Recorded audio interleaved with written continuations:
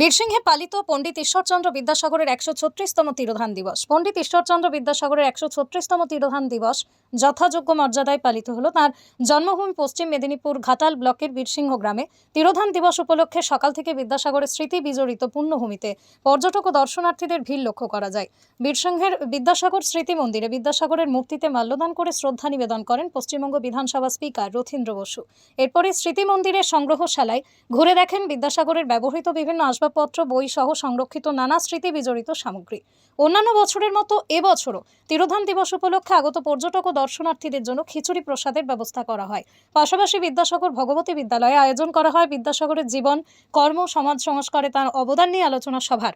এই সভায় বিশেষ অতিথি হিসেবে উপস্থিত ছিলেন পশ্চিমবঙ্গ সরকারের কৃষিমন্ত্রী দুধকুমার মণ্ডল সহ জেলা ও মহকুমা প্রশাসনের আধিকারিকরা। বিদ্যাসাগরের জন্মভূমিতে তাঁর তিরোধান দিবস ঘিরে দিনভর ছিল শ্রদ্ধা, স্মরণ ও নানা কর্মসূচি। আমাদের মাননীয় মন্ত্রী, আমাদের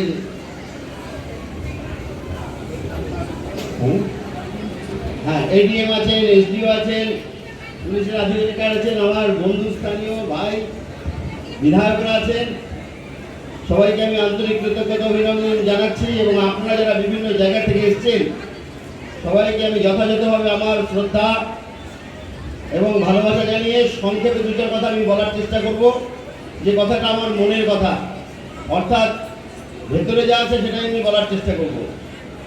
প্রথম কথা হচ্ছে যে এইখানে এসছি, আমার চোখের সামনে কিংবা মনের ভেতরে ভেসে উঠছে যে কোনো একটা সময় এক মহাপুরুষ এইখানে পা দিয়ে হাঁটতেন, এই রাস্তা দিয়ে হাঁটতেন, এইখানে জন্মগ্রহণ করেছেন, যিনি আমাদের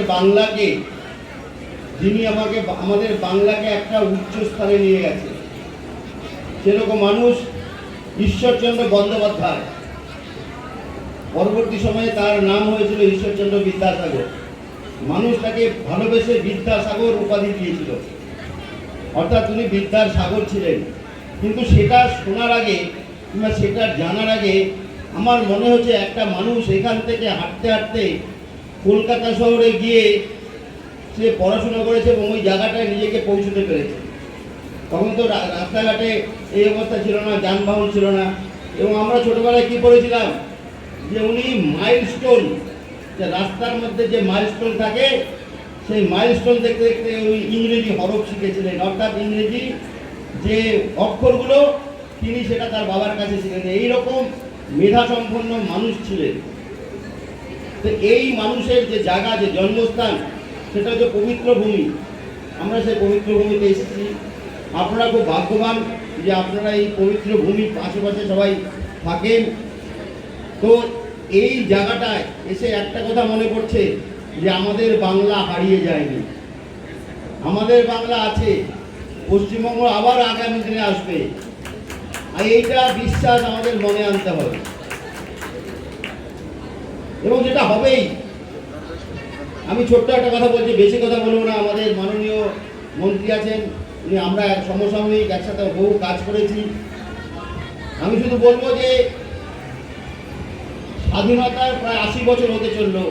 ৫০ বছর পশ্চিমবঙ্গের দরজা বন্ধ ছিল, আমরা কোনো কিছু পেতাম না, কোনো কিছু জানতাম না, কোথায় কি হচ্ছে না হচ্ছে জানার চেষ্টা করতাম না, কিংবা ভালো কিছু নেওয়ার মতো মানসিকতা আমাদের ছিল না। সেটা পরিবর্তন আপনারা করেছেন, নতুনভাবে ভাবনা চিন্তা করার সুযোগ এসছে। আমাদের সময় হতে হবে। আমি কয়েকদিন আগে লিখলাম একটা জায়গায় যে আমরা ৫০ বছর তো এই অবস্থায় ছিল, আমাদের অন্তত 10% টাইম স্বস্তি করা উচিত, 10% টাইম দেওয়া উচিত। কারণ যে জঞ্জাল ৫০ বছরে জমে আছে, সেই ৫০ বছরের জঞ্জালকে আমাদের পরিবর্তন করতে হলে সময় দিতে হবে, কমসে কম 10% সময়, অর্থাৎ ৫ বছর। এভাবে আমাদের মানসিকতাকে তৈরি করতে হবে। চটজলদি কোনো কিছু করা সম্ভব না। আর ভালো কিছু করতে গেলে পরে তার সময় লাগে, সময় দিয়ে যদি করা যায় সেটা সবচেয়ে ভালো হয়। তাই আমার বিশেষ অনুরোধ, আপনারা এই বিষয়গুলো ভাববেন। আর লাস্টে যেটা আমি বলতে যাচ্ছি যে আমি একদিন একটা জায়গায় বসেছিলাম, বসে চা খাচ্ছিলাম, হঠাৎ করে দেখি কি যে একটা ছবির মধ্যে আধ্যাত্মিক মহাপুরুষদের ৪০ জনের মাথা দেখা যাচ্ছে। স্বামী বিবেকানন্দ, সাধক বামাখ্যাপা, প্রণবানন্দ থেকে আরম্ভ করে সবাই আছে। আমার চা খেতে খেতে হঠাৎ করে কাছে গিয়ে দাঁড়িয়ে দেখলাম এই যে এর মধ্যে বাংলা থেকে কয়জন আছে। বাংলা তো অবিভক্ত বাংলা, যেমন আমাদের প্রণবানন্দের জন্মগ্রহণ হয়েছিল পূর্ববঙ্গে, তখন তো বাংলা এক ছিল। তো দেখতে দেখতে দেখলাম যে 23 জনের ছবি যারা বাংলা থেকে উঠে আসছে, 17 জন হচ্ছে বাংলার বাইরে। এই এত ভারতবর্ষের এত জায়গার থেকে 17 জন উঠেছে আধ্যাত্মিক জগতে, আর 23 জন শুধুমাত্র 23 জন হচ্ছে বাংলা, যারা বাংলা ভাষায় কথা বলতো, যারা বাংলা নিয়ে চিন্তা করতো, সেরকম মানুষ। অর্ধেকের উপরে 23 জন মানুষ কেন উঠে এসেছে, এই প্রশ্ন যখন আমার মনে জাগলো, আমি আমার মতো চিন্তা করলাম। আমি জানি না আপনাদের সেই চিন্তা অন্যরকম চিন্তা হবে কিনা, আমার চিন্তাটা একটু আমি দেখলাম যে এরকম হতে পারে। তা আমি ভাবলাম যে এইখান থেকেই শুধুমাত্র আধ্যাত্মিক ওই 27 জন উঠে এলো কেন। হঠাৎ করে যখন দেখলাম যে এইখান থেকে তো সবাই উঠে এসছে। বিজ্ঞানে জগদীশচন্দ্র বোস, মেঘনাথ সাহা, সত্যেন্দ্রনাথ বোস, প্রফুল্লচন্দ্র রায়। আপনার সাহিত্য, প্রথম সাহিত্যে নোবেল প্রাইজ পেয়েছে কে? আমাদের রবীন্দ্রনাথ ঠাকুর, এশিয়াতে। এরকম বহু মানুষ আছে। যেমন আমি কয়েকদিন আগে দার্জিলিং গিয়েছিলাম, দার্জিলিং মাউন্টেনিং ইনস্টিটিউটে ঘুরতে গিয়ে দেখি যে একজনের ছবি এরকমভাবে, মানে একজনের মূর্তি এভাবে দেওয়া আছে। আমি হঠাৎ করে কাছে গিয়ে দেখলাম যে সেই মূর্তিটাতে লেখা আছে রাধানাথ সিকদার। রাধানাথ সিকদার জ্যামিতি দিয়ে প্রমাণ করেছিল এবারে পৃথিবীর সবচেয়ে উচ্চ শৃঙ্গ, ওখানেও বাঙালি একজন, তো বাংলার মানুষ। আমার তখন মনে হচ্ছে যে কেন এরকম হচ্ছে সব জায়গায়। তখন আমি চিন্তা করতে একটা সিদ্ধান্ত আমি আসলাম। সিদ্ধান্তটা কি, বাংলার যদি ম্যাপ দেখা যায় তাহলে ম্যাপের ওপরে কি থাকে, ওপরে মাথা যদি ভাবি, ওপরে হচ্ছে হিমালয়, আমাদের মাথার উপরে হিমালয় আছে। হিমালয় কে থাকে? হিমালয় কে থাকে? দেবাদিদেব মহাদেব থাকেন। মহাদেবের অধিষ্ঠান হচ্ছে হিমালয়। আর পায়ের দিকে অর্থাৎ দক্ষিণ দিকে ম্যাপের নিচে কে আসছে? ম্যাপের নিচে হচ্ছে মা গঙ্গা বিলীন হয়েছে সমুদ্রে। মা গঙ্গা অনেকটা স্থান পার হয়ে এসেছে। এর থেকে পুণ্যভূমি কোনো জায়গায় হতে পারে না ভারতবর্ষের। এইটা হচ্ছে সবচেয়ে পুণ্যভূমি, সেটা পশ্চিমবঙ্গের। সেই পশ্চিমবঙ্গ যুগে যুগে মহাপুরুষ জন্মগ্রহণ করেছে এবং আগামী দিনেও বহু মহাপুরুষ জন্মগ্রহণ করছে। শুধু সময়ের অপেক্ষা, আপনারা ধৈর্য ধরুন। আমরা আবার পশ্চিমবঙ্গ, ভারতবর্ষে যেভাবে গোখলে বলেছিলেন what Bengal things today, India things tomorrow, আমরা সেই জায়গায় এসে পৌঁছবো।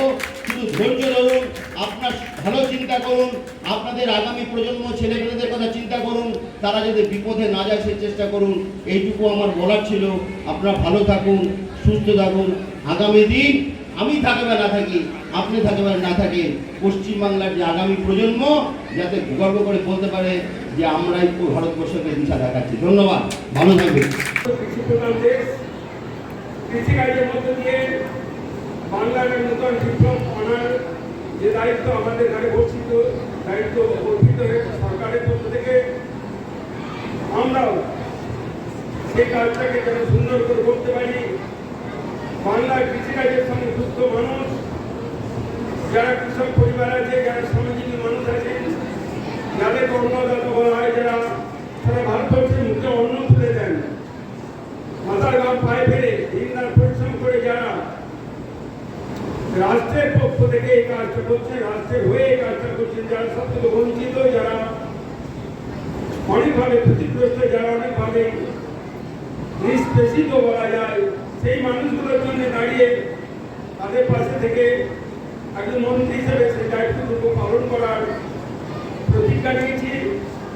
যে অনেক কিছু যা আমাদের পাওয়া সহজে উচিত ছিল, যেটা আমাদের পাওয়া মধ্য দিয়ে সমাজের এরকম অনেক মানুষ আছে যারা থেকে অধস্থিত হতদরিদ্র মানুষ, যারা নানাভাবে বঞ্চিত, যারা নানাভাবে শিক্ষার দিক থেকে পিছিয়ে আছে, কৃষিকাজে পিছিয়ে আছে, যে বাংলা আজকে পিছিয়ে থেকেছে, সেই বাংলার মধ্যে সর্বস্তরের এই পরিবর্তন আনার যে প্রয়াসে নতুন সরকার ভারতবর্ষে কেন্দ্রীয় সরকার করেছে এবং এনেছে, তার সঙ্গে আপনারা আসুন।